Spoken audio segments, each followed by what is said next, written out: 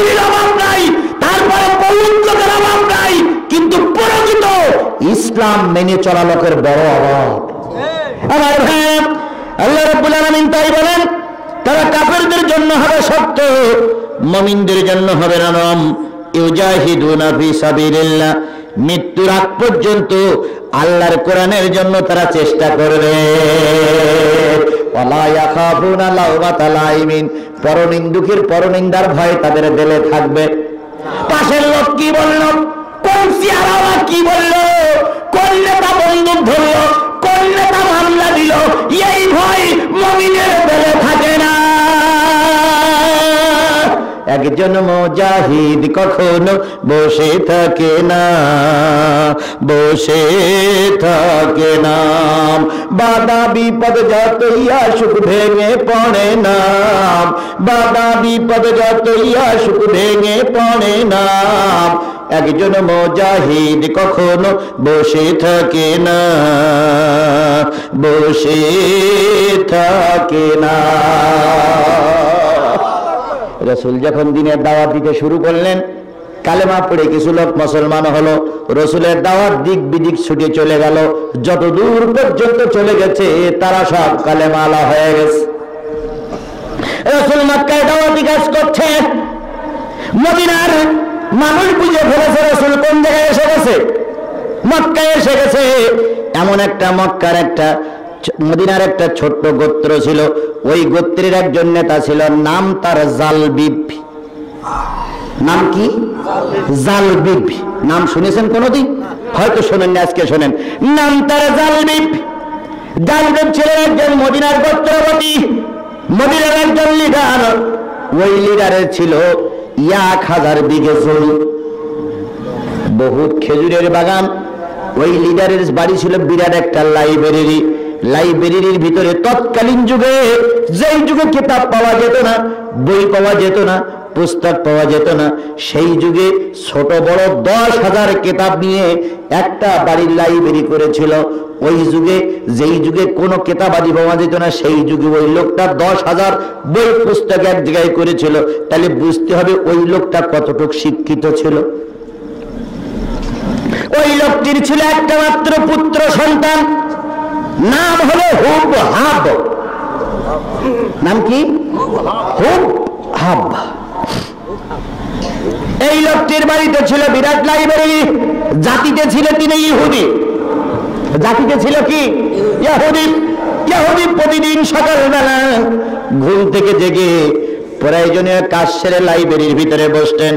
লাইব্রেরির ভিতরে বসে যে কোনো একটা কিতাব নিয়ে, যে কোনো একটা পুস্তক নিয়ে নিজে পড়তেন, আর তার সামনে যারা থাকতো তাদেরকেও বুঝাতেন। এক এক করতে গেলে, একদিন 2 দিন করতে করতে যেতে যেতে হুবহাব নামক ছোট্ট ছেলেটি বড় হয়ে গেল, 9-10 বছর বয়সে পরিণত হয়ে গেল। একদিন হুবহাবকে সঙ্গে নিয়ে লাইব্রেরির ভিতরে বসলেন। বাজান রে, এটা হলো তাওরাত, এটা হলো জাবুর, এটা হলো ইনজিল, এটা হলো জীবনুল ইসলাম। বিভিন্ন কিতাবের পরিচয় দিতে দিতে হুবহাব লক্ষ্য করলেন অনেকগুলো তাক বিশিষ্ট লাইব্রেরি। ওই তাকের উপরে সর্বোপরে একটা কৌটার সুন্দর করে সাজানো গোছানো আছে। হুবহাব জিজ্ঞেস করলেন, বাজান, এই 17টা তাকের উপরে 18 নম্বর কাঠের পরে যে একটা ছোট্ট কৌটা সুন্দর করে বাঁধা, ওই কৌটার ভিতরে কি আছে একটু বলা যাবে কি? বাজান বললেন, হুবহাব শোনো, ওই কৌটার ভিতরে একজন মহামানবের পরিচয় আছে। ওই কৌটার ভিতরে একজন মহামানবের পরিচয় আছে। কে সেই মহামানব? জালবিব বললেন, শোনো, আমি তাওরাতে পড়েছি, জবুরে পড়েছি, ইনজিলে পড়েছি, সেই মহামানব হবে আখির জামানার নবী। বাজান দেখ, ওই লোকটি যখন আসবে, এই নবী যখন আসবে, তিনি একটা খেজুর বাগানের ভিতরে জন্ম নেবেন। তিনি একটা পরিচয় দিয়ে দিলেন। ওই লোকটা আসার পর ইহুদিদের ধর্ম চলবে না, খ্রিস্টানদের ধর্ম চলবে না, নাসারাদের ধর্ম চলবে না, সকল ধর্ম বিসর্জন দিয়ে তিনি এক আল্লাহর কালেমার দাওয়াত দিবে। বাজান, ওই লোকটির নাম কি? জালবিব বললেন, বাজান, এখন শোনার দরকার নেই, আমার মৃত্যুর পর তুমি যখন এই কাবিলার নেতা হয়ে যাবে, তখন তুমি নিজে নিজে পড়ে দেখো, যদি আমার মৃত্যুর পর সেই লোকটার পরিচয় পেয়ে যাও, তরবারিতে ধার দিয়ে রেখো, লোকজন তৈরি করে রেখো, যে কোনো কায়দায় ওই লোকটার দুনিয়ার থেকে যদি সরাই দিতে পারো, আসমানের মালিকের কসম, জমিনের মালিকের কসম, এই পৃথিবীতে সারা জীবন ইহুদিরাই থাকবে। আজকে ওই জাল বিবির মতন কিছু লোক চিন্তা করতেছে, হুজুরদের যদি বেরিয়ে দিতে পারো সারা জীবন আমরাই থাকবো। কিন্তু ভালো করে মনে করে রেখো, সেদিন জাল বিবিরা পারেনি, তোমরাও পারবা না। জাল বিবির উত্তর শুনি এখনো তারা মনে করতেছে ওই হুজুর অমুক নেতা অমুক লোক যদি মারা যায় আমরাই চিরকাল থাকবো। হাতি গেল, ঘোড়া গেল, সবই হলো তল। শিয়াল নামায় এসে বলে দেখি কত জল, যতই জল দেখা দেখি করো, একদিন সমাধি হবেই হবে। তো বড় বড় নেতাদের কিন্তু পাবলিকই মারিনি, বড় বড় নেতাদের পাবলিকই মারিনি। ফেরাউনের মেরেছিল আল্লাহ, নমরুদের মেরেছিল কে? আল্লাহ।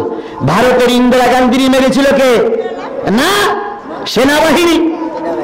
সাধারণ লোক মানেনি, সেনাবাহিনী তলপেট ঝাঁঝরা করে দিল। মরহুম প্রেসিডেন্ট মুজিবুর রহমানকে কিন্তু সাধারণ লোক মারি নাই, এরপরে জিয়াউর রহমানকে কিন্তু সাধারণ লোক মারি নাই। সুতরাং ইতিহাস থেকে যে সাক্ষী পাওয়া যায়, সাধারণ লোকের অত্যাচার করে কোনো লাভ হবে না। সাধারণ লোকের চোখের পানি যত ঝরবে, নেতা দিয়ে নেতা তত শেষ হবে। সাধারণ লোক মারবে না, কিন্তু সাধারণ লোক কি করবে? চোখের পানি ফেলে দোয়া করবে। চোখের পানি ফেলে যখন দোয়া করবে, আল্লাহর কসম, আল্লাহর কাছে যখন এই দোয়া কবুল হয়ে যাবে, নিজেদের ভিতরে নিজেরা শত্রু তৈরি হবে, ওরাই তোমার দুনিয়ার থেকে সরাইয়া যাবে। আমাদের কিছু করা লাগবে না, আমরা করিও না, করবো না, করতে যাব না। একজন অসুস্থ আর একজন লোক আনন্দ করতেছে। তুমি অসুস্থ ভান করতেছ, তুমি আসলে অসুস্থ তো না, তুমি আসলে আমাদের সঙ্গে ভান করতেছ।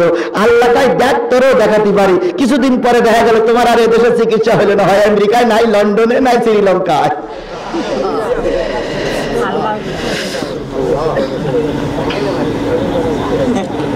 যে আল্লাহ সব কাজ করতে পারে, সেই আল্লাহ এখনো আছে না নাই? জোরে বলেন আছে না নাই? সুতরাং কারোর বিপদ আনন্দ করে না, ও বিপদ তোমারও আসতে পারে। একজন বিপদে হলে আনন্দ করে, তুই ভোগ ভোগ ভোগ, জেল ভিডিও মর। কিন্তু এই জিনিসও মনে করে রেখো, আজকে যারে কাঁদাচ্ছ সে তার দোয়ায় তুমি একদিন ওই জায়গায় যেতে পারো। আমার ভাইয়েরা, জালবি বলে দিল হুভাব, মনে আছে তো? জালবি বলে দিল হুভাব, কৌটার ভিতরে যে লোকটির পরিচয় আছে, তিনি হচ্ছেন আখেরি জামানার পয়গম্বর, তিনি হলেন শেষ জামানার নবী, তারপরে আর কোন নবী আসবে না। খাতামুন নবীন, তিনি হচ্ছেন নবীর খতম সিঁড়ি। তারা যদি বিদায় করে দিতে পারো, ইহুদিরা চিরকাল থাকবে। এবার হুভাব বললেন, বাজান নাম পরিচয় একটু বলা যাবে কি? বাজান বললেন, এখন পরিচয় জিজ্ঞেস করো না, বড় হলে পরিচয় নিতে পারবে।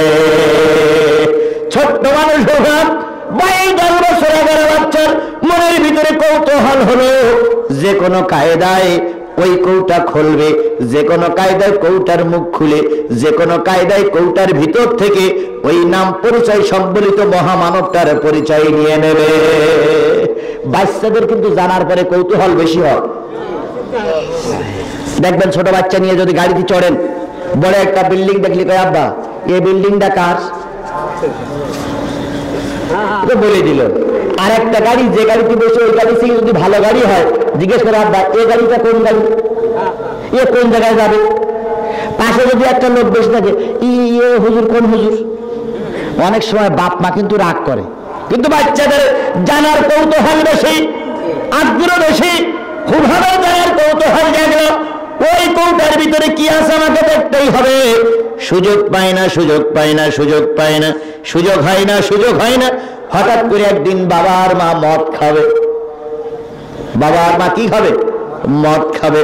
মদ খাওয়ার নেশা জেগেছে, কিন্তু ছেলের সামনে খাবে না।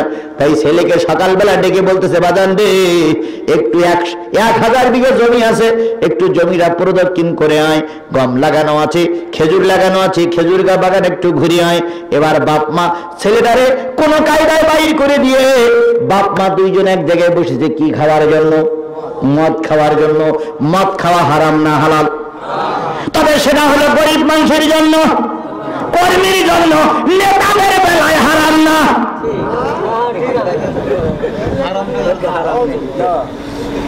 নেতারা মঞ্চে দাঁড়ায় গায়ে মদ খেয়েও না, মদ খেয়েও না, মদ খেয়েও না। ওই নেতা দেখা গেল ঢাকায় দিয়ে মদ দিয়ে পড়িয়ে আছে। এরকম নেতা অবশ্যই নাও গায়ে নাই, ও যশোরের দিকে আছে। অথচ আমার আল্লাহ বলে দিলেন, ইয়া আইয়ুহাল্লাযীনা আমানু, আল্লাহ পাক বলে দিলেন, ইন্নামাল খামরু ওয়াল মাইসির ওয়াল আনসাবু ওয়াল আজলামু রিজসুম মিন আমালিশ শয়তান। নিশ্চয়ই মদ, জুয়া, মূর্তি নির্মাণ করা আর লটারি, এই 4টা কাজ হলো শয়তানের নিকৃষ্টতম কাজ। তাহলে শয়তানের কাজ হলো মদ খাওয়া। এখন আমাদের সমাজের নেতারা মদ খায়, কর্মীরা যদি মদ খায় অন্য কর্মীর বিরুদ্ধে নালিশ করে, কেন তুই মদ খাইলে? বিশ্বাস করো এই দেশের মদ মুক্ত হবে, এই দেশের মাদক মুক্ত হবে যদি নেতারা মাদক বন্ধ করে। মন্ত্রী মঞ্চে বসে সিগারেট টানবা আর কর্মীর বলবা সিগারেট খেয়েও না, ও মন্ত্রী এদেশে মাদক মুক্ত হবে না। সিগারেট টানতেছে, সাংবাদিক জিজ্ঞেস করলে আপনি না মন্ত্রী, সিগারেট খান কে? মন্ত্রী কয়, নেশা হলে আমি আর চুপ করে থাকতে পারি না। যেই দেশের নেতারা মদ খায়, মন্ত্রী মদ খায়, সেই দেশে মাদক মুক্ত করা সম্ভব। আমি বাংলাদেশের প্রধানমন্ত্রীর কাছে আর্জি পেশ করব, প্রধানমন্ত্রী আপনি একটা ঘোষণা দিয়ে দেন, প্রধানমন্ত্রীর থেকে শুরু করে মেম্বার পর্যন্ত, চৌকিদার পর্যন্ত, সরকারি যারা চাকরিজীবী, সরকারি যারা চাকরি করবে, কেউ বিড়ে খেতে পারবে না। এই আদেশটা যখনই আসবে, যখন নেতা বিড়ে খাওয়া বন্ধ করবে, তখন কর্মীরা গুড় খাবে না। আর নেতা যদি সিগারেট টানে, কর্মীরা গাঁজা টানবে। সুতরাং মদ খাওয়া হারাম। কে বলে দিয়েছে? জোরে বলেন, কে বলে দিয়েছে? তবে সেটা একদিনে বলেন নাই। সাহাবীরা অনেকে মদ খেয়েছেন। প্রথম যখন মদের আয়াত নাজিল হলো, আল্লাহ পাক ছোট্ট করে আয়াত নাজিল করে দিয়ে বললেন, মদে কোনো উপকার নাই, মদে কোনো উপকার নাই। তারপরে মদ চলতে থাকলো। আল্লাহ 2 নম্বর আয়াত নাজিল করে দিয়ে বললেন, মদ মুমিনের জন্য খাওয়া ভালো না। 3 নম্বর আল্লাহ পাক বলে দিলেন, ইন্নামাল খামরু ওয়াল মাইসির ওয়াল আনসাবু ওয়াল আজলামু রিজসুম মিন আমালিশ শয়তান। নিশ্চয়ই মদ খাওয়া শয়তানের কাজ, এটা কোনো মুমিন ব্যক্তি খাইতে পারে না। তাহলে মদ খাওয়া শয়তানের কাজ। ইন্নামাল খামরু ওয়াল মাইসির, মদ। এরপরে হলো জুয়া। জুয়া বোঝেন? জুয়া বোঝেন? তাস খেলা, জুয়া খেলা, এগুলো হারাম। কে বলে দিয়েছে? এই নেতারা সারা রাত ধরে মোনাজাত করে, নাচ গার্ডেনে যান। নাচ গার্ডেন কোন জায়গায় বলেন তো দেখি? বগুড়ায়।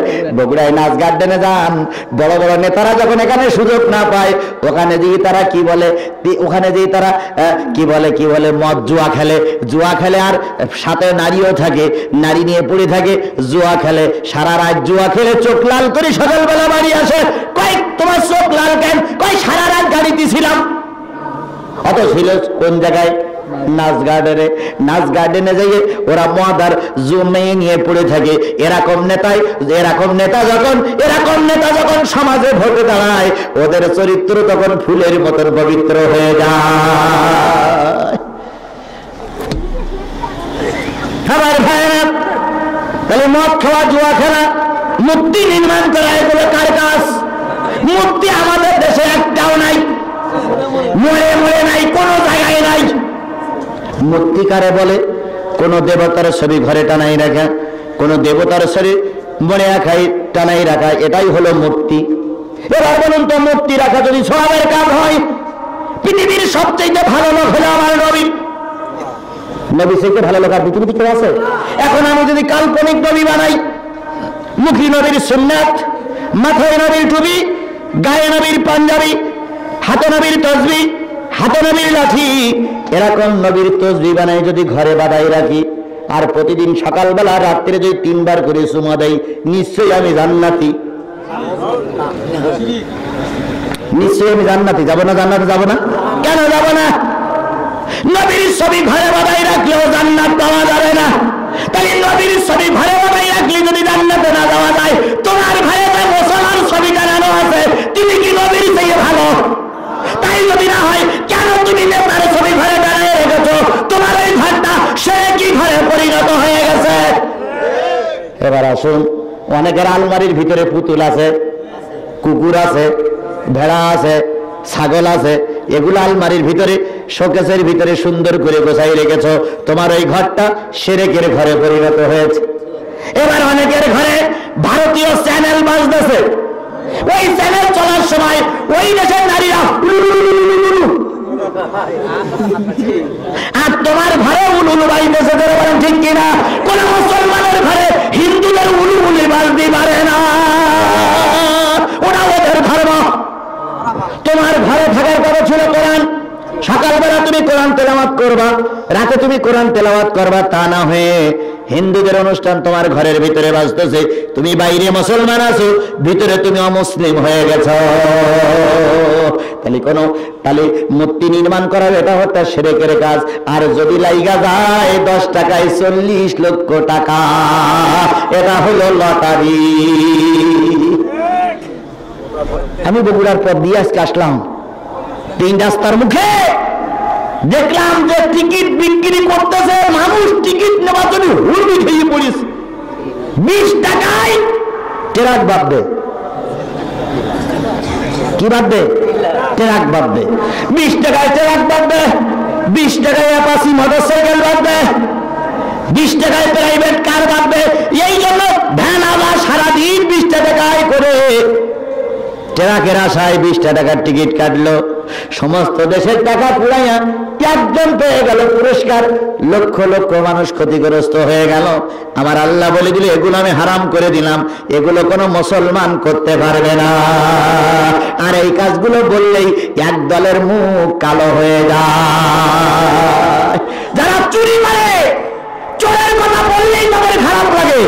যারা ডাকাতি করে মানুষের হক নষ্ট করেছে, যেই না ডাকাতির কথা বলবেন সেই ওই লোকগুলোর পাছা গরম হবে। ডাকাত করেছি আমরা, চুরি করেছি আমরা, তা হুজুরির বলার কি দরকার?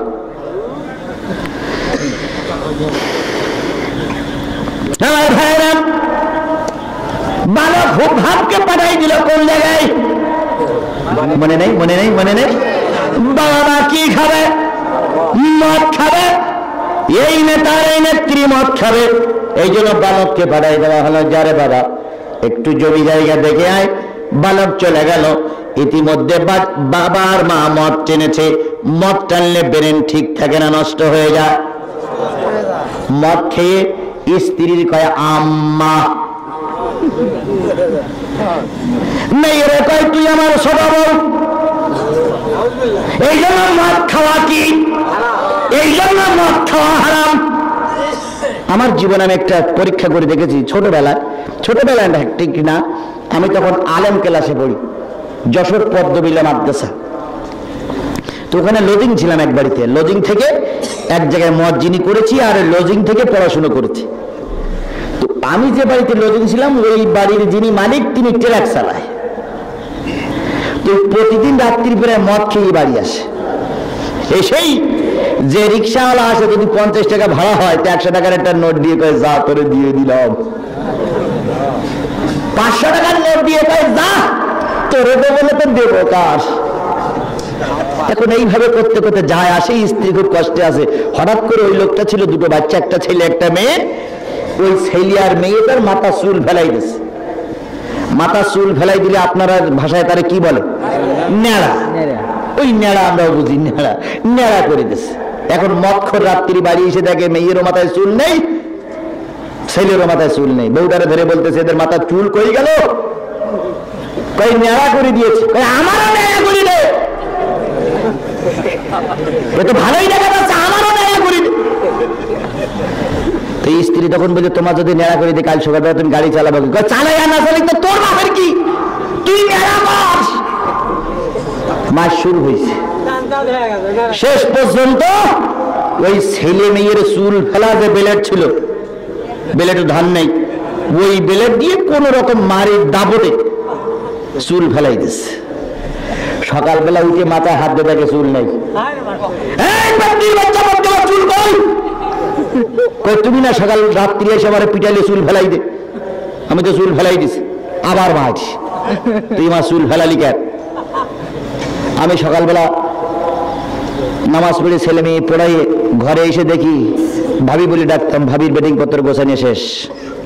যাওয়ার সময় বলে ওস্তাদজি ভিক্ষা করে খাবো, পরের বাড়ি কাজ করে খাবো, তবু এই মদখোরের সংসার আমি আর করবো না।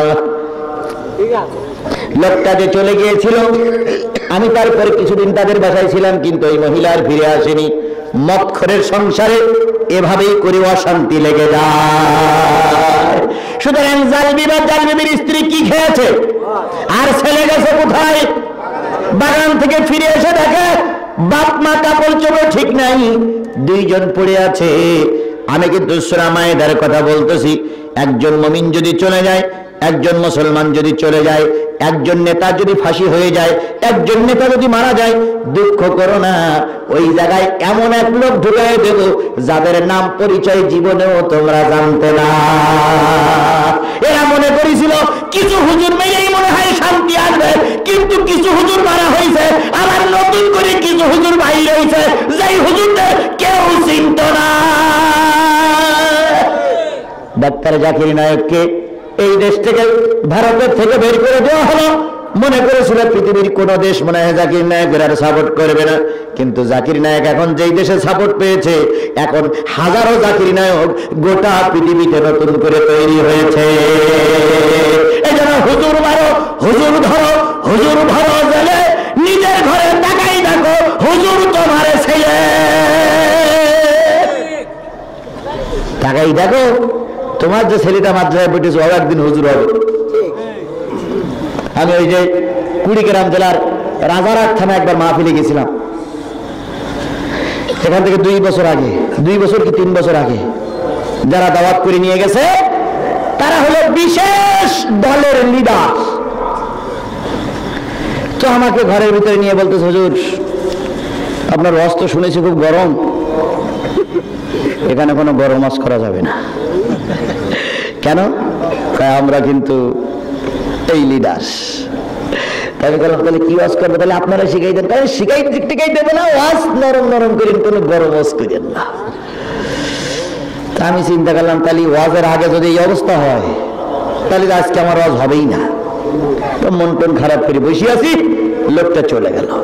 কিছুক্ষণ পর একজন যুবক ঢুকলো, যুবকের মুখ ভরা দাড়ি, মাথায় সুন্নতি টুপি, গায়ে সুন্নতি পোশাক, মনে হলো যুবকটা পুরো নামাজি। যুবকটা এসে সালাম দিয়ে বলেন, হুজুর মন খারাপ কে? আমি বললাম ওই যে নেতা বেরিয়ে গেল, যে উপদেশ দিয়ে গেল অস্ত আমার হবেই না। কই হুজুর চিন্তার কোনো কারণ নেই, উনি আমার বাবা, আমি ওনার ছেলে। আমি বললাম দাড়ি তো বাবার মুখে ভাগার কথা ছিল, কিন্তু তোর মুখী কেন? কয় হুজুর দাড়ি রাখাতে শুনে তো আমার বাবা কোনো ফতোয়া শুনিনি, আমি শুনেছি তাই আমি দাড়ি রেখেছি। আমি বললাম আল্লাহ, এই ঘরেতে এই সন্তান থাকার কথা না, তুই বাবা কি করে ঢুকলি? ও তখন বলতেছে, হুজুর আমি মেট্রিক পাস করার পর, আইএ পাস করার পর বাবা আমার বড় আশা করে রাজশাহী ভার্সিটিতে ভর্তি করে দিল। রাজশাহী ভার্সিটি যখন গেলাম তখন আমি সিগারেট টানি, মুখে দাড়ি নাই, তখন আমি প্যান্ট শার্ট পরে দাঁড়াই পেশাব করি, নখগুলো লম্বা লম্বা, আমার জীব জানোয়ারের মতন চাল চরিত্র যেখানে হয় সেখানে দাঁড়াই পেশাব করি। ওখানে যে একদল যুবকের সঙ্গে আমার পরিচয় হলো। এই যুবকরা রাজশাহী ভার্সিটি দখল করে রেখেছে, এই যুবকরা পুরো নামাজি। এই যুবকরা আমাকে দাওয়াত দিল, আমি যুবকদের দাওয়াতের ভিতরে পড়ে গেলাম। যুবকরা আমাকে দাওয়াত দিয়ে ছোট ছোট বই দিল, তারপর আমাকে মসজিদে নিয়ে গেল, নামাজি বানালো। ওই যুবকরা আমাকে দিনের ধর্মের পথ দেখাই দিল। আমার বাপ জান আমি যা ছিলাম তাই আছি। কিছুদিন পরে সে আব্বারে বললাম, আব্বা নামাজ পড়া লাগবে। আব্বা কয়, তোর পাঠাইলাম কোন জায়গায়, তুই আসলি কি হইয়ে? তোরা পাঠাইলাম আবু জাহেলের কারখানায়, তুই ব্যক্তিতে এখন মুহাম্মদের উত্তরসূরি হয়ে গেছিস। আমার বাবারা বলে বলে নামাজি বানাইছি, কিন্তু এখনো দাড়ি গজাইনি। দাড়ি হয়তো গজাবে, হুজুর চিন্তার কোনো কারণ নাই। আমার বাপ এক দলের লিডার, আমি আর এক দলের লিডার। আপনি কোরআন হাদিসের কথা নির্ভয়ে বলবেন, যদি বাবা বাধা দেয় বাবার সঙ্গে আমার বোঝাপড়া হবে। আমি বললাম, আল্লাহ ছোটবেলায় শুনেছিলাম, আমার সারা জীবন শুনে আসছি ফেরাউনির ঘরে মুসার বাস, আমি কোনোদিন চোখে দেখিনি, আজকে চোখে দেখে গেলাম। সুতরাং হুজুর ধরো, হুজুর মারো, হুজুর ভরো গেলে নিজের ঘরে তাকাই দেখো, হুজুর তোমার ছেলে। আজকে তুমি হুজুর নিরাস্ত হয়ে পড়েছো, কিন্তু একটা জিনিস মনে রেখো, তোমার পরিবারের ভিতরেও হুজুর আছে। ভাব এসে দেখে বাপ মা কি খেয়েছে, মদ খেয়ে পড়ে আছে টান টান হয়ে। ও বাপ চিন্তা করে বাপ মা তো বেহুশ হয়ে পড়ে আছে, এই ফাঁকে আমার লাইব্রেরির ভিতরে ঢুকতে হবে। ঢুকে ওই যে 17 নম্বর তাকের পরে কৌটার ভিতরে কার নামটা আছে, ওই নামটা আমার দেখা লাগবে। সুবহানাল্লাহ। ওভাবে টার্গেট সঠিক না রে ঠিক? সঠিক পথে আছেই বলে কার রহমত আছে। তুমিও সঠিক পথে থাকো, আল্লাহ তোমার পরে রহমত করবে। তোমার বিপদে ফেলাইয়া আল্লাহ তামাশা দেখবে না। আমি যখন হজ করি, মঞ্চের 2-1 জন হুজুররা ভয় পায় যে এ লোক যে হজ শুরু করেছি, এ লোক বাড়ি যাইতে পারবেন কিনা, আল্লাহই ভালো যাবে। আবার 2-1 জন বলে, হুজুর যে হজ করতেছেন বাড়ি যাওয়া যাবে তো? আমি শুধু একটা কথা বলি, আমি আমার আল্লাহর কথা বলতেছি, আমি আমার রাসূলের কথা বলতেছি। আমার আল্লাহ কানা না, আমার আল্লাহ খোলা না, আমার আল্লাহ অন্ধ না, আমার আল্লাহ বদির না। আমার বিবাহে ফেলে আল্লাহ চতুর্থ আসমানে চা খাবে না। বান্দা ময়দানে নামলে বান্দার হেফাজত করার দায়িত্ব আল্লাহর জন্য ওয়াজিব। সুতরাং তুমি ময়দানে নামো, তোমার পিছনে কেউ নাই, ডাইনে কেউ নাই, বামে কেউ নাই, তুমি একা একা ময়দানে নেমেছো। আমার আল্লাহর ফেরেশতা তোমার ডাইনে বামে সামনে পিছনে থাকবে। বাঘের শক্তি বেশি না ছাগলের শক্তি বেশি? বাঘ থাকে কোন জায়গায়? জঙ্গলে। ছাগল থাকে কোন জায়গায়? মালিকের বাড়ি। ছাগলের ছোট্ট একটা ঘর। বাঘ থাকে জঙ্গলে। বাঘের শক্তি বেশি, কিন্তু বাঘ লোকালয় আসে না। কারণ লোকালয় আসলে জনগণ তার পিটাই কি করবে? মেরে ফেলবে। এখন আমি দক্ষিণবঙ্গের মানুষ, ওয়াজ করতে আসছি উত্তরবঙ্গে। বাঘ যদি মনে করে দক্ষিণবঙ্গের হুজুর উত্তরবঙ্গে গেছে, আমি একটু ওয়াজ শুনে আসি, তো যদি জঙ্গলকে বেরিয়ে কুষ্টিয়া পার হতে পারবে? তার আগে কি হবে? জনগণ পিটাইয়ে। আর ছাগল থাকে বাড়ির মালিকের ঘরে। সকালবেলা দরজাটা খুলে দিল, ছাগল আস্তে করে চলে গেল। ছাগল দুর্বল, মাঠের পরে মাঠ, জমির পরে জমি ঘাস খেয়ে বেড়ায়।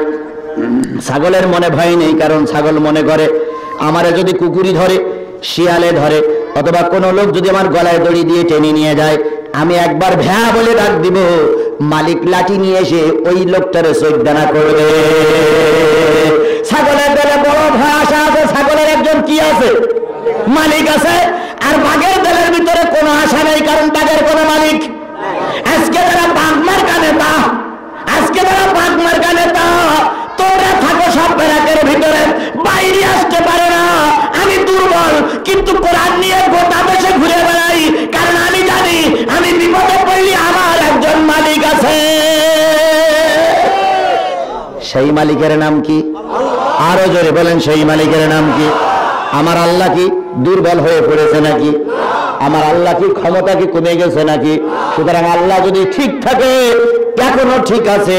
আমি ময়দানে নেমেছি আল্লাহরে সাক্ষী রেখে, বিপদে পড়লে একবার আল্লাহ বলে ডাকবো। কোন শয়তান আমার বিরুদ্ধে শয়তানি করে টিকতে পারবে না। আল্লাহ, খারাপ লাগতেছে ভাই? কিচ্ছু করার নেই আমার, এভাবেই চলবে। তবে আর বেশিক্ষণ না, খুব তাড়াতাড়ি শেষ করব ইনশাআল্লাহ। আজকে যদি মেঘ না হতো, যদি বৃষ্টি না হতো, বগুড়ার মানুষেরা আসার জন্য অপেক্ষায় ছিল, বদলগাছির মানুষেরা অপেক্ষায় ছিল, মান্দার মানুষেরা অপেক্ষায় ছিল। শুধু টার্গেট আজকের মাহফিলে যাবই যাবই যাবই ইনশাআল্লাহ, কিন্তু আল্লাহ বললে আমি ডাক দেব না। এই জন্য মাগরিবের পরে এক ছলকা বৃষ্টি হয়ে জনগণের পথদ্বার বন্ধ হয়ে গেল। নতুবা জিহাদির মাহফিলে এরকম মাঠের কাজ না, জিহাদির মাহফিলে এরকম মাঠ 10টা লাগার কথা, কিন্তু আজকে এসেই দেখি লোক সংখ্যা কম। প্রথমে এসে যা দেখলাম মনে করলাম আজকে ওয়াজ হবেই না, কিন্তু তারপরে কিছু লোক আসছে। এখন হক তো আমার আদায় করতেই হবে। এই জন্য হক আদায়ের জন্য শুধু আলোচনা করতেছি আর ঘড়ি দেখতেছি, কখন 12টা বাজে, কখন 12টা বাজে। যদি এক্ষুনি 12টা বাজে তো এক্ষুনি ছেড়ে দেবে। আর আপনারা আমার ভেলায় চলে যাবেন নাকি? আমার পরে আর একজন বক্তা আছে মনে হয়, আমার পরে আর একজন বক্তা আছে, আছে আছে ওরে আছে, সেটা হলো তাবারুক। তাবারুক নামক একটা বক্তা আছে না শেষে? কারণ ওই বক্তা না আসা পর্যন্ত আমরাও যাচ্ছি না। কিছু লোক মনে করতে ওয়াজ যেমন তেমন হোক, তাবারুক যখনই দেবে তখনই দিই বসে বলবো। এই জন্য তারা তাবারুকির বক্তার অসঙ্গে তারা চারিপাশে ঘুরে বেড়াচ্ছে, ওরা মাহফিলে বসতেছে না। আল্লাহ পাক আমাদের শেষ পর্যন্ত কবুল করুক, সকলে বলুন আমিন। আমার ভাইরা, যে জিনিসটা বোঝাতে চাচ্ছিলাম সেটা হলো হুবহাব বয়স মাত্র 10 বছর, কিন্তু টার্গেট হলো নবীর দলে ঢুকবে। আর জালবি বিরাট ক্ষমতা, জালবির টার্গেট হলো নবীর দলে যেন ঢুকতে না পারে। বাপ মা বেহুশ হয়ে পড়ে আছে, এমন সময় হুবহাব লাইব্রেরির ভিতরে ঢুকলো। লাইব্রেরির ভিতরে ঢুকে প্রথম 3 তাকের পরে পা রেখে 4র্থ তাকের পরে যখন উঠে পড়লো, তখন ভাই সরো, বারবার তুমি এই কাজটা চলতেছো।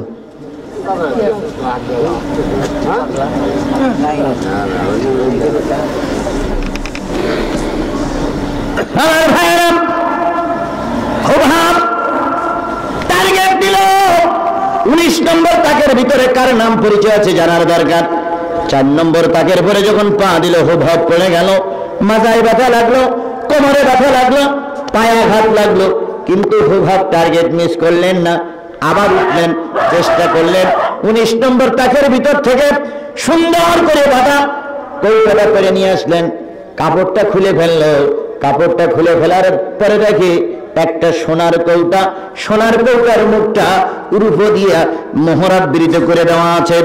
হুবহাব চিন্তা করলেন, খুলতে আমাকে হবে, এই কৌটার ভিতরে কি আছে আমাকে দেখা লাগবে, কৌটার ভিতরে কি আছে দেখা লাগবে। বিরাট আকারের হাতুড়ি নিয়ে, বিরাট আকারের অস্ত্র নিয়ে, বিরাট আকারের ল দিয়ে যখন পিটাইতে শুরু করল, বাপ মা কিছু বুঝতে পারছে না, কারণ বাপ মা কি খেয়েছে, মদ খেয়ে পড়ে আছে। এক সময় মুখটা খুলে গেল। মুখটা খুলে যাওয়ার পর ওই কৌটার ভিতর থেকে একটা আতর মেশকর গন্ধ বাহির হলো। হুবহাব বলেন, ইয়া রাসূলুল্লাহ, আমি এত সুন্দর গন্ধ জীবনে আর কখনো নাকে শুকি নাই। মুখটা খুলে গেল। মুখটা খুলে যাওয়ার পর কৌটার ভিতর থেকে একটা সাদা কাগজ বাহির করলেন হুবহাব। ওই কাগজে লেখা আছে লা ইলাহা ইল্লাল্লাহ মুহাম্মাদুর রাসূলুল্লাহ সাল্লাল্লাহু আলাইহি ওয়াসাল্লাম। হুবহাব বলেন, আমি আরেকটা কাগজ বাহির করলাম। ওই কাগজে লেখা আছে মোহাম্মদ হবে শেষ জামানার পয়গম্বর। মোহাম্মদের পিতার নাম হবে আব্দুল্লাহ, দাদার নাম হবে আব্দুল মুত্তালিব, আবু তালিব হবে তার চাচা, আমির হামজা হবে তার চাচা। বংশ পরিচয় লেখা আছে মুহাম্মদ সাল্লাল্লাহু আলাইহি সাল্লামের বয়স যখন 40 বছর হবে, নবুয়তের দায়িত্ব তিনি পালন করে কালেমার দাওয়াত দেওয়া শুরু করবেন। যখন 13 বছর পার হয়ে যাবে, 53 বছর বয়স যখন হবে, মক্কার লোক তার মেনে নেবে না। তিনি হিজরত করে মদিনায় যাবেন। মদিনার মানুষ ইসলাম গ্রহণ করবে। মদিনা একটা ইসলামী রাষ্ট্র হবে। ওই রাষ্ট্রের প্রধান হবে নবী মুহাম্মদুর রাসূলুল্লাহ সাল্লাল্লাহু আলাইহি ওয়াসাল্লাম। হুবহাব বলেন, আমি কাগজটা পড়ে বারবার চুমা দিতে লাগলাম, ইত্যবসরে মার মদের অ্যাকশন নষ্ট হয়ে গেল। এতক্ষণ মা আর বাবা মদ টেনে কি আছে পড়ে আছে, মায়ের মদের অ্যাকশন নষ্ট হয়ে গেল, মায়ের মদের অ্যাকশন শেষ হয়ে গেল। মা হঠাৎ করে মা মদের অ্যাকশন থেকে বেরিয়ে এসে দেখে বাবা পড়ে আছে, ছেলেও পড়ে আছে, বাপ পড়ে আছে কি টেনে, মদ টেনে, আর ছেলে পড়ে আছে কিসের মহব্বতে, নবীর মহব্বতে। দুইজন পড়ে আছে কিন্তু মহব্বতটা দুই রকম। কেউ জীবন দেয় রাজনৈতিক নেতার জন্য, আর কেউ জীবন দেয় রাসূলের জন্য। দুইটা জীবন একরকম হতে পারে না। কেউ মারা যায় ভোট চুরি করার জন্য, আর কেউ মারা যায় কোরআনের বিধান চালু করার জন্য। দুই চোর দুই মরক এক হতে পারে না। কেউ ভোট কেন্দ্র দখল করতে যেয়ে মরে, আর কেউ কোরআনের আইন চালু করতে যেয়ে মরে। দুটোর মরণ কি এক? জোরে বলেন এক। আজকে আমরা তো কেউ নামাজ পড়ে শান্তি পায়, আর কেউ গাঁজা টেনে শান্তি পায়। কেউ হক কথা বলে শান্তি পায়, আর কেউ মিথ্যা কথা বলে শান্তি পায়। কেউ চুরি করে শান্তি পায়, আর কেউ গণতান্ত্রিক অধিকার বজায় রাখলে শান্তি পায়। সব ধরনের লোক আমাদের সমাজে আছে। আর বড় বড় চোরেরাই বড় বড় কথা বলে। তুই চোরের বাচ্চা চোর, তুই বড় কথা বলার কে? তুই তোর ইতিহাস খুঁজে দেখ, তুমি তোমার ইতিহাস খুঁজে দেখো। তুমি নেতা হয়েছ, তুমি ফার্স্ট ক্লাস চোরের বাচ্চা চোর। সুতরাং চুরি করা লোক যেমন আছে, ভালো কাজ করা লোক আছে। তাহলে জালবি মদ খেয়ে পড়িয়ে বেহুশ হয়েছে, ওটা একটা বেহুশ। আর হুভাব বেহুশ হয়েছে নবীর প্রেমে। কার প্রেমে? নবীর প্রেমে বেহুশ হয়ে গেছে। মা চলে আসলো, মার নাম হলো হুনহুনা। মার নাম কি? হুনহুনা। মা চলে আসলো, বাজান রে তুই কি বাবার মতন মদ টেনেছিস নাকি? হুভাব বলেন না মা, আমি মদ খাই নাই, মদের ব্যবসা করি নাই। তোমরা মদ খেতে পারো, কিন্তু আমি তোমাদের সন্তান মদ খাই না রে মা, মদ খাই নাই, মদের ব্যবসা আমার নাই, মদের অ্যাকশন আমার নাই। তাহলে বেহুশ হলি কেন? মা, বাবা যে 19 নম্বর ডাকের পরে যে লোকটার নাম পরিচয় গোপন করে রেখেছিল, আমি অনেক দিন পরে নাম পরিচয় পেয়েছি। আমি বিশ্বাস করেছি ওই ব্যক্তি হলো আখিরি জামানার পয়গম্বর। আল্লাহ নবী বলেছেন, লা ইউমিনু আহাদুকুম হাত্তা আকুনা হাব্বা ইলাইহি মিন ওয়ালিদিহি ওয়া ওয়ালাদিহি ওয়ান নাসি আজমাইন। ততক্ষণ পর্যন্ত কেউ মুমিন হতে পারবে না যতক্ষণ সে তার পিতা মাতা, ভাই বোন, আত্মীয় স্বজন, পাড়া প্রতিবেশী, ছেলে মেয়ে, বিবি বাচ্চার চাইতে নয় মুহাম্মাদের ভালোবাসা বেশি দিলের ভিতরে না হবে, ততক্ষণ মুমিন হওয়া যাবে না। আমি নবীর প্রেমে পাগল হয়েছি, নবীর প্রেমে এখন আমি বেহুশ হয়েছি। এবার হুনহুনা চলে গেল বাবার কাছে, কানের ভিতরে কাটি দিল, কানের ভিতরে তুলা দিল, জালবিবের মদের অ্যাকশন নষ্ট হয়ে গেল। তাকাই দেখো, তাকাই দেখো, তাকাই দেখো। কি হয়েছে? কয় তোমার ছেলেও বেহুশ। কয় কেন? ছেলে কি মদ খেয়েছে নাকি? কয় না, কৌটার ভিতরে কার নাম লিখে রেখেছিল? কৌটার ভিতরে কার নাম গোপন করে রেখেছিল? কেউ নাম তো জানার কথা না, কাজ জেনে গেছে। সেই মহব্বতে পাগল হয়েছে। জালবি বাস্তে করে চলে আসলো, হুভাবকে বুকের ভিতরে জড়ায় ধরে বললো, বাজান রে পাগল হইলি কেন, বেহুশ হইলি কেন? হুভাব বলতেছে, বাজান কৌটার ভিতরে যে নাম পরিচয় রেখেছিলেন, ওই নাম পরিচয় জেনে আমি সেই নবীর প্রেমে পাগল হয়ে গেছি। জানা যায় ওয়াইস করুনি কোনদিন নবীরে দেখে নাই, কিন্তু নবীর প্রেমে ওয়াইস করুনি ছিল পাগল। আর এই সংবাদ আল্লাহ পাক নবীর কানে পৌঁছে দিলেন। আল্লাহ নবী যখন মৃত্যুবরণ করে আলী রে বলে গেছিল, আলী আমার মৃত্যুর পর আমার গায়ের জামাটা ওয়াইস করুনির কাছে পৌঁছাইয়া দিও, কারণ ওয়াইস করুনির মহব্বতটা আমার আল্লাহর কাছে পৌঁছায় গেছে।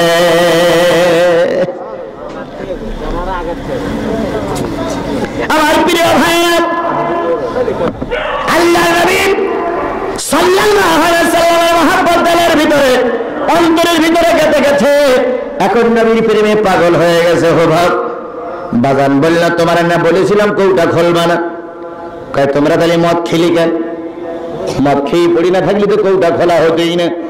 তুমি কি নবীর মুসলমান হয়ে গেছো? কয় হ্যাঁ মুসলমান হয়ে গেছে। কয় শোনো বাবা, আমি যতদিন বেঁচে আছি নবীর কালেমা গ্রহণ করা যাবে না, নবীর কালেমা পড়া যাবে না।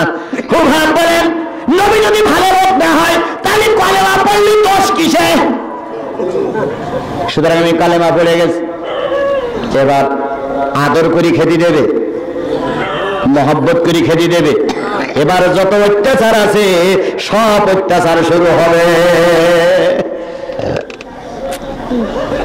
অত্যাচার শুরু হলো। জালবিব যতক্ষণ পারল পিটালো নবীর কালেমা ছাড়,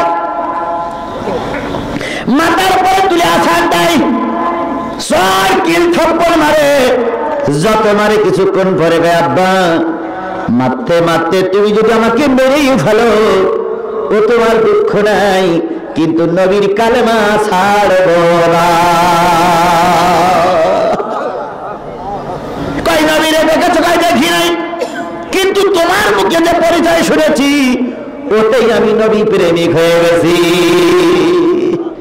জালবিব মারতে শুরু করলো, মার মন ছুটে আসলো। মা এবার চলে, মা চিন্তা করলো এইভাবে করে যদি মারতেই থাকে বাচ্চা তো মারা যাবে। এখন এরে বন্ধ করার জন্য নেতার বাড়ি যাওয়া লাগবে। ওই নেতা ছিল হুয়াই ইবনে আখতার। কাব ইবনে আশরাফ ছিল ওই লিডার।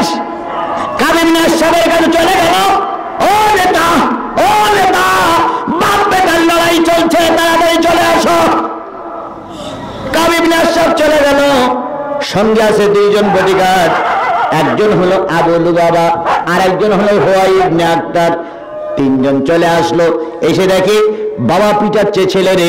জিজ্ঞেস করলো জালবিব পিটাও কেন? কই নবীর কালেমা গ্রহণ করেছে, শেষ নবী এখনো মদিনায় আসি নাই, তার আগে আমার ছেলে মুসলমান হয়ে গেছে। আমার কোনোদিন দেখি নাই, কোনোদিন আমার ওয়াজও ডাইরেক্ট শুনি নাই। সৌদি আরবে বসে ইউটিউবের মাধ্যমে শুনে সেখান থেকে কাঁদতেছে আর বলতেছে, হুজুর আমি দোয়া করতেছি আমার জীবনের বিনিময়ে আপনি বেঁচে থাকেন।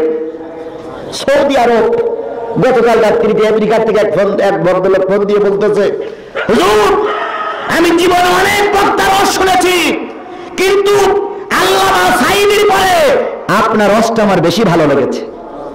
আমেরিকায় বসে আছে। আমি বললাম এখন আমি কি করব? কয় হুজুর আমি দোয়া করতেছি আল্লাহ পাক আপনার হায়াত বৃদ্ধি করে দেয়, আল্লাহ আপনার জন্য রহমত করুক। আমি বললাম বিদেশের মাটিতে বসে দোয়া করে আল্লাহ যেন কবুল করে। অনেকে না দেখে বিশ্বাস করে, না দেখে মহব্বত করে। হুদ হবে এখনো নবীরে দেখে নাই, কিন্তু নবীর ঘরে কি এনেছে? ঈমান এনেছে। ঈমান এনে বিশ্বাস করেছে, এর নাম হলো ঈমানদার। ঈমান দেখা যায় না, কিন্তু ঈমান অনুভব করা লাগে। যে ব্যক্তির ঈমান আছে এই ব্যক্তি মিথ্যা কথা, এই ব্যক্তি মানুষকে কষ্ট, এই ব্যক্তি মানুষের আমানতের খেয়ানত করে না, এই ব্যক্তি চুরি করে নেতা হয় না। আমার ভাইয়ের খুব ভাব। বাগানকে বললো, বাগান আমি নবীর কালেমা ছাড়বো। নেতা চলে আসলে, নেতার সঙ্গে কয়জন আছে? তাহলে নেতারা কয়জন? তিনজন। আর নেতার স্ত্রী নাম কি? হুনহুনা, চারজন। আর একজন নেতা জালবিব, তাহলে মোট কয়জন? পাঁচজনে মিলে পাঁচ শয়তানের জোট করল। ওই জোটের ভিতরে একজন নারী আছে। তাহলে সব জোটের ভিতরে, অতীতের জোটের ভিতরে নারী ছিল, এখন পৃথিবীর অনেক জোট আছে যে জোটের ভিতরেও নারী আছে। এখন হুবাবকে মারার জন্য কয় শয়তান জোট করেছে? পাঁচ শয়তান জোট করে এবার পরামর্শ করতেছে নবীর দলের কর্মী কি করে ধ্বংস করা যায়, রসুলের দলের কর্মীর কি করে ধ্বংস করা হয়। এক কাজ করা যাক, এক সপ্তাহ করে সবাই বুঝাও, এক সপ্তাহ করে সবাই। প্রথম মা বুঝাক, মা বুঝালো, তারপরে বাবা বুঝাক, বাবা বুঝালো, তারপরে নেতা বুঝাক, নেতা বুঝালো, তারপরে পেশো নেতা বুঝাক, পেশো নেতা বুঝালো। 5-35 দিন পর নেতারা আমার এক জায়গায় হয়ে ইসলামী আন্দোলনের কর্মী বীর সেবাউ সালার নবী প্রেমিকের সামনে বলতেছে, 35 দিন আগে তোমার অবস্থা কেমন ছিল, এখন তোমার অবস্থা কেমন হয়েছে? হুবহাব স্পষ্ট করে বলল, বাজার 35 দিন আগে বুঝতাম নবী সাধারণ মানুষ, 35 দিন পরে বুঝেছি নবী হলো সে জামানার নবী। মা কয় বাজার, মা কয় বাজার, এতদিন তোর কি বুঝালাম, আর তুই বুঝলি কি? ছেলে কয় মা যদি লোকটা খারাপ হয় তাহলে এত বুঝাও কেন? বোঝানো লাগে না। এখন অস্ত্রের মুখে, লাঠির মুখে, হুমকির মুখে যুবকদেরকে দলে টানার চেষ্টা করতেছো, অস্ত্রের মুখে, লাঠির মুখে। টাকার লোভে বেশি দিন টিকায় রাখা যায় না। তুমি যদি ভালো না হও 3 দিন পরে তোমার দলে আর কেউ থাকবে না। এখন বহু লোক দেখা যাচ্ছে সবাই আসলে একটাও থাকবে না, কুকুরও থাকবে না। কুকুরের যেভাবে বাচ্চা হচ্ছে, পিছনে বাচ্চা কেমন করতে হলো শোন না, কুকুরের যেভাবে বাচ্চা হয়, সব বাচ্চাগুলো যদি বেঁচে যায় তাহলে পৃথিবীতে সব কুকুর কুকুর হয়ে যাবে। কিন্তু কুকুর কিন্তু সব কি হয় না, বাঁচে না।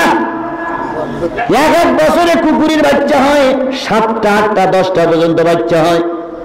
শেষ পর্যন্ত আশ্বিন কার্তিক মাস আসলে দেখা যায় বাচ্চা একটাও নেই, সেই বুড়ো আর বুড়িটাই আছে, আর সব গাড়ির তলে পড়েছে, তারপরে খানার ভিতরে পড়েছে, সাইকেলের তলে পড়ে সব মারা গেছে। আর গরুর বাচ্চা হয় বছরে কয়টা? যে পরিমাণ গরু বাংলাদেশের লোক খায়, বিশেষ করে শুক্রবার আসলে এমন গরু বাজারে নেই 4-5টা গরু ফলে না।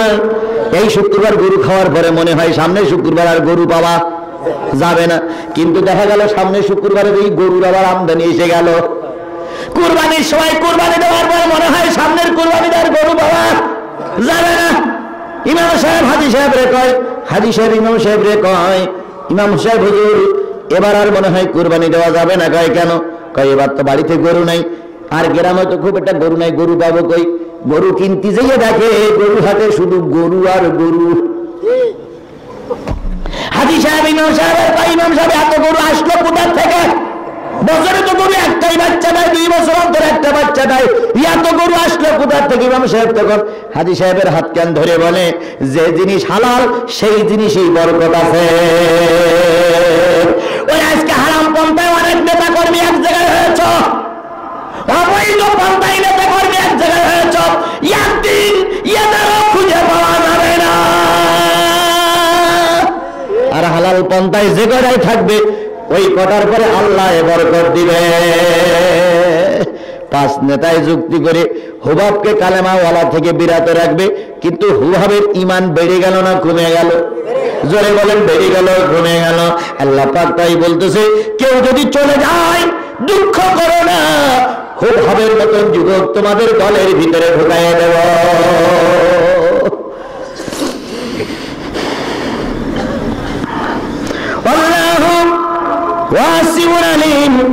আল্লাহ সবকিছু দেখেন এবং শোনেন। আমার বন্ধুরা, জালিকা ফাদলুল্লাহ ইউতি মান ইয়াশা, এই নিয়ামত তাদের জন্য আল্লাহ পাক যাদের ভালোবাসে তাদের এই নিয়ামত দেয়।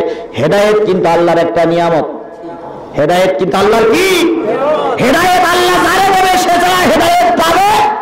দুই-একজন কয়, হুজুর কি ওয়াজ করি গেল, কি বক্তৃতা করি গেল, কেউ কাঁদল না, তারপরে কেউ নতুন নামাজি হলে না। ও ভাই, আমি যে ওয়াজ করতেছি এর চাইতে রসুলের ওয়াজ ভালো ছিল না খারাপ ছিল? কোটি গুণ ভালো ছিল। রসুলের ওয়াজ আর আমার ওয়াজ জীবনে এক হতে পারবে না। তারপরে রসুলের ওয়াজ শুনে কিছু লোক হেদায়েত পাইনি, সুতরাং আমি আজীবন সবাই হেদায়েত দিয়ে যাবো, এটা অসম্ভব। তবে কপাল যার ভালো, নসিব যার ভালো। শেষে 2টা আয়াত আছে নসিহত স্বরূপ। আল্লাহ পাক আগের 3টা আয়াতে ওয়াজ স্বরূপ বলে দিলেন, শেষের 2টা আয়াত নসিহত স্বরূপ। কি করব শেষে আমরা সে নসিহত আমি শেষ করবো ইনশাআল্লাহ। এই নসিহত শুনে যাদের কপাল ভালো তারা নামাজি হবে, যাদের কপাল ভালো তারা ঈমানদার হবে, যারা কপাল ভালো তারা কোরআনওয়ালা হবে। যাদের নসিব খারাপ, রসুল হেদায়েত দিতে পারি নাই, আমি আজিজুল হেদায়েত দিতে পারবো না। তাহলে প্রথম যুক্তি করলে কয়জন? 5 জন যুক্তি করিও, সফল না বিফল? এবার স্টিমুলার আলোচনা হলো অত্যাচার। সবাই মিলে যুক্তি করলো, হুবহাবকে, জীবন্ত হুবহাবকে গর্তের ভিতরে পুঁতে ফেলো।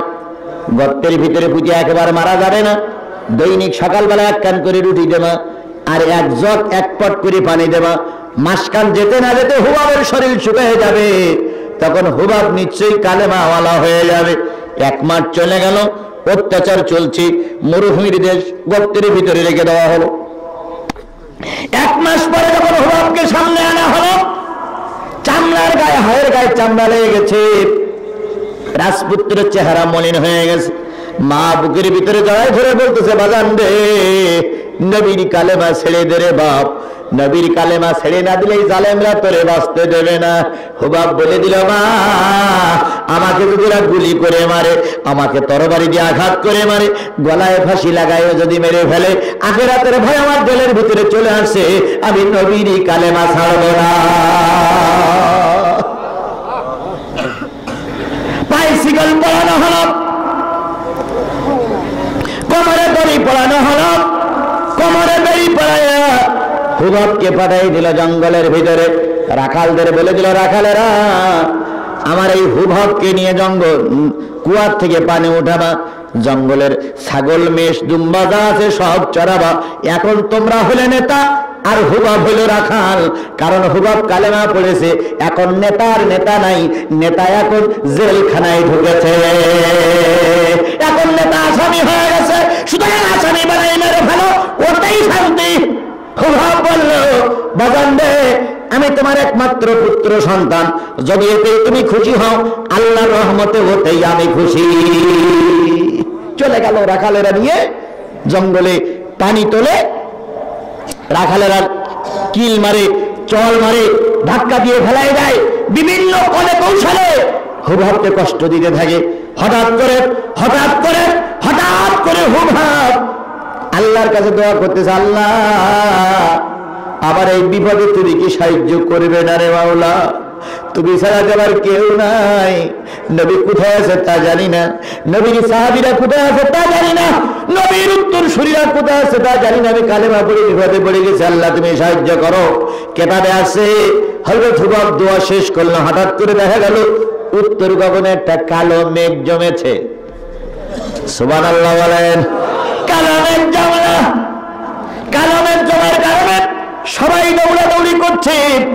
একজন লোক হুবহাবের রাস্তার পায়ে দিয়ে চলে যাচ্ছে। হযরত হুবহাব দাঁড়িয়ে বলে, গো পথিক, কোথায় গিয়েছিলে, কোথায় যাচ্ছ? পথিক থমকে দাঁড়ায় বললেন, রে যুবক, তুমি কি শুনোনি আল্লাহ নবী মক্কা থেকে হিজরত করে মদিনায় এসেছে? তুমি শুনোনি? তুমি কি মদিনার যুবক নাও? কয়, তা তো আমি মদিনার যুবক। তুমি কি শুনোনি নবী হিজরত করে মদিনায় আসছে? কয়, কবে? কয়, মাত্র 3 দিন থেকে 10 দিন হয়ে গেল আমি নবীর কালেমা পড়েছি। নবী একটা মসজিদ বানাবে, তাই নবী চেষ্টা করতেছে। সুতরাং তুমি যদি চাও নবীর দরবারে চলে যাও। লোকটি চলে গেল। হুবহাব বলতেছে, আল্লাহ, এতদিন তোমার কাছে ফরিয়াদ করিনি, কারণ তোমার নবী মদিনায় আসেনি। আজকে যখন তোমার নবী মদিনায় এসেছে, তুমি দয়া করে তোমার নবীর দরবার পর্যন্ত আমাকে পৌঁছায় না।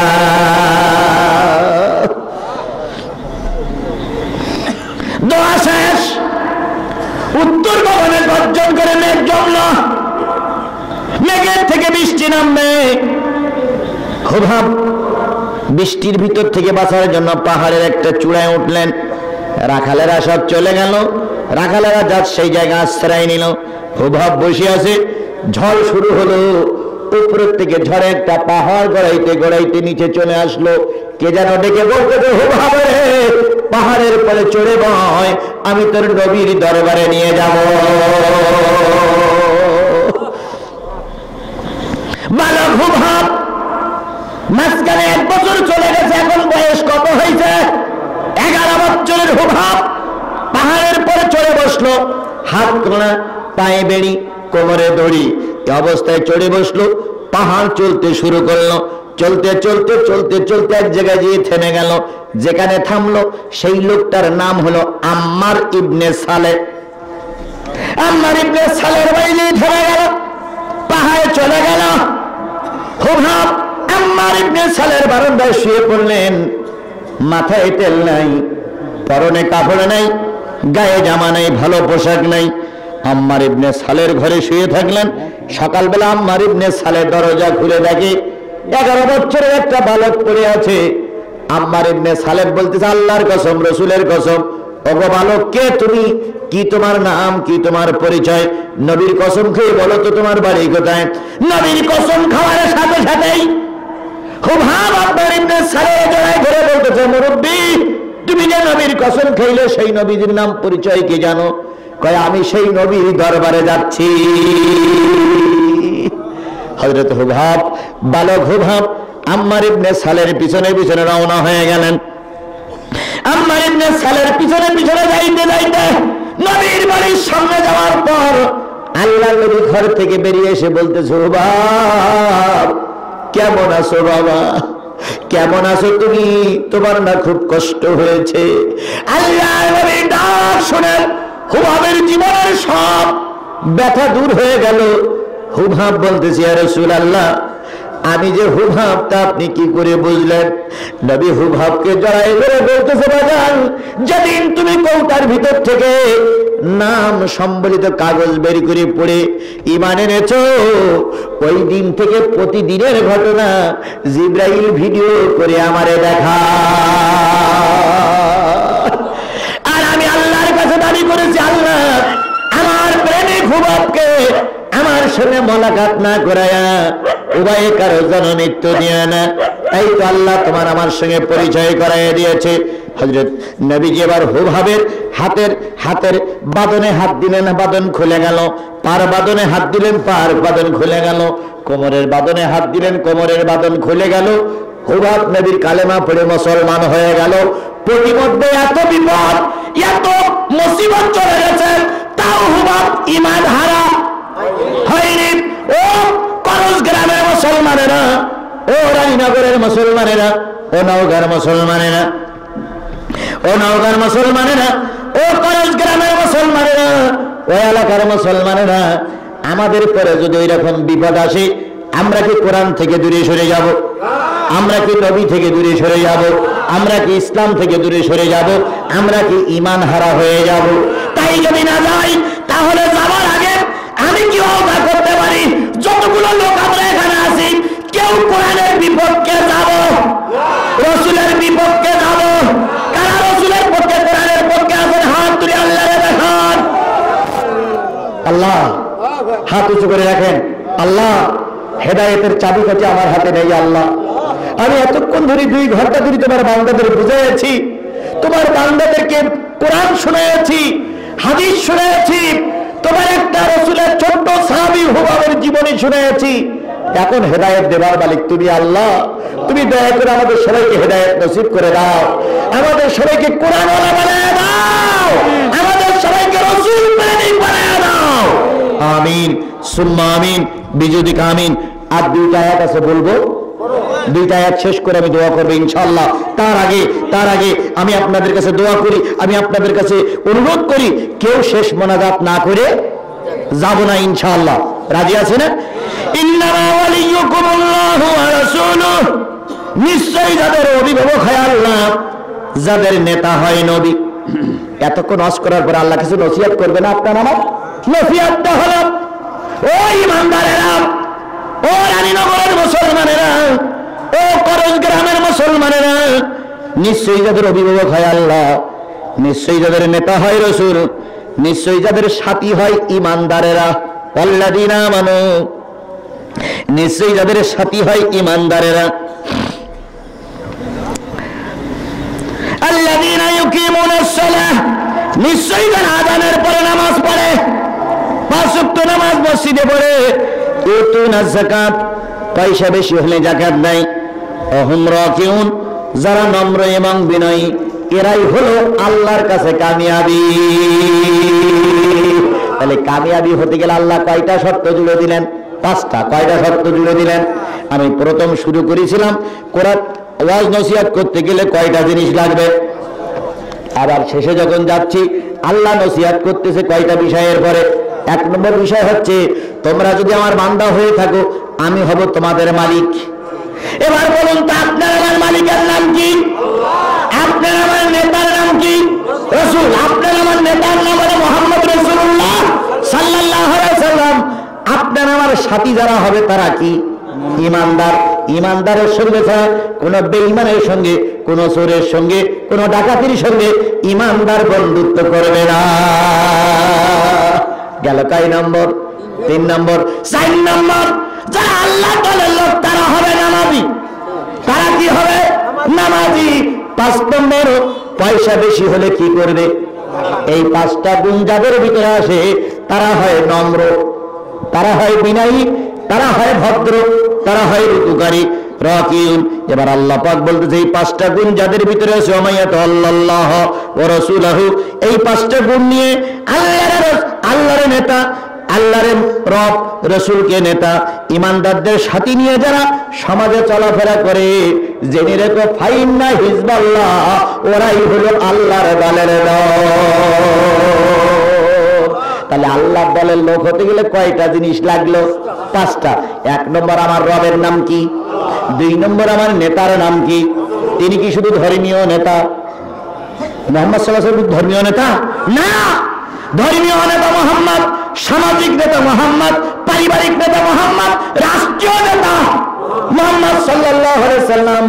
এই নেতা হিসেবে যারা মেনে নিয়েছে, যাদের সাথী হয় ইমানদার লোক, বেঈমান যাদের সাথী হয় না, চোর ডাকাতির সাথী তারা থাকে না, ইমানদারদের সাথী থাকে। আর নামাজি লোকের সঙ্গে যাদের ওঠা বসা হয়, আর যারা যাকাত আদায় করে, এরাই হলো আল্লাহর দলের লোক। এবার আপনি আল্লাহর দলে থাকবেন না শয়তানের দলে থাকবেন? তাহলে আল্লাহর দলে থাকতে গেলে 5 ওয়াক্ত নামাজ পড়তে হবে। নামাজ ছাড়া আল্লাহর দলে থাকা, নামাজ ছাড়া আল্লাহর দলে থাকা যায় না। এখন কেন নিয়ত করতে পারি আগামীকাল সকালবেলা থেকে নামাজ আর কাজা করব, নামাজ আর কাজা করব। তাই যদি হয়, মুসা আলাইহিস সালাম দেখেছিলেন প্রথম জাহান্নামী লোক না জান্নাতি লোক?